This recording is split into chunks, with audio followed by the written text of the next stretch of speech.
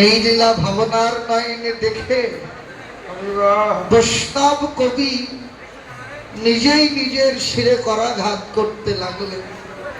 High বিধাতা, আমাকে জন্ম দিয়েছ বৃন্দাবনে মনুষ্য ভজন যোগ্য দেহ দিয়ে, পেলাম যোগ্য দেহ, কিন্তু কর্ম করে গেলাম অযোগ্যহীনের কর্ম।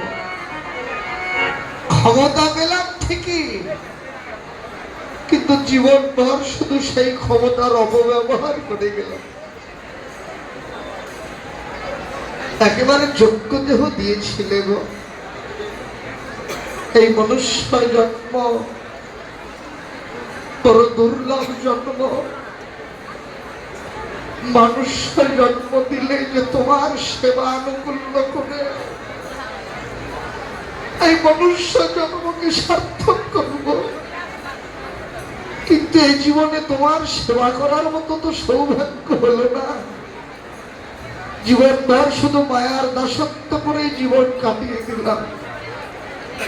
এখন আমার আক্ষেপ হচ্ছে, অপরাধের পাল্লা ভারী করে গেলাম জীবনভর। বৃন্দাবনে মানুষ হয়েছিলাম কেন গো? এমন মানুষ না হয়ে বৃন্দাবনে পশুকুলে যদি জন্ম হতো।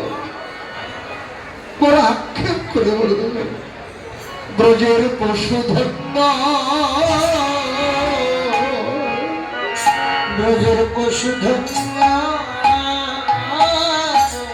পশু ধন্য, ব্রজের পশু ধন্য। বলেন আমার মতো মানব হতে ব্রজের পশু ধন্য, আমার মতো মানুষ হতে ব্রজের পশু ধন্য, আমার মতো মানব হতে ব্রজের পশু ধন্য, আমার মতো মানব হতে ব্রজের পশু ধন্য।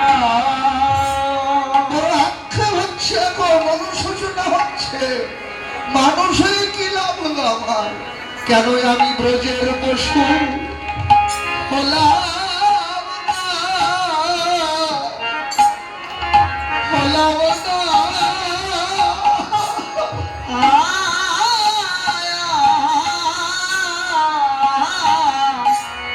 ব্রজের পশু হলাম না, ব্রজের পশুতেও গোবিন্দ চেনে। আমি ব্রজের পশু হলাম না, ব্রজের পশুতে গোবিন্দ চেনে। কেন ব্রজের পশু হলাম না, ব্রজের পশুতেও গোবিন্দ চেনে। ওরা সেবা করে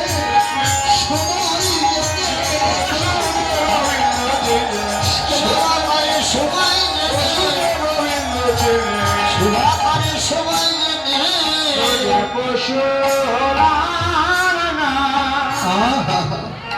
বড় আক্ষেপ হচ্ছে গো।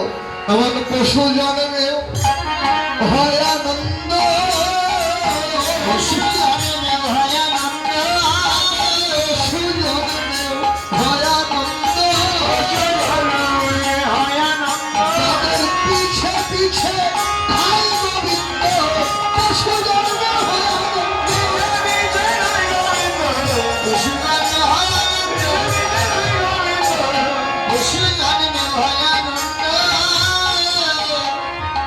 শুধু নাভিদের যেমন ভাব তা নয়, ওদের বাছুর গুলোর কি অবস্থা হয়েছে দেখো। ছোট ছোট বৎসগুলি, ছোট বৎসগুলি, তাদের আদর খুরগুলি, ছোট ছোট বৎসগুলি, তাদের খুরগুলি, চাঁদ মুখ করে দরশ দর্শন অতি আহার রে চাঁদ মুখ করে দর্শন, হারি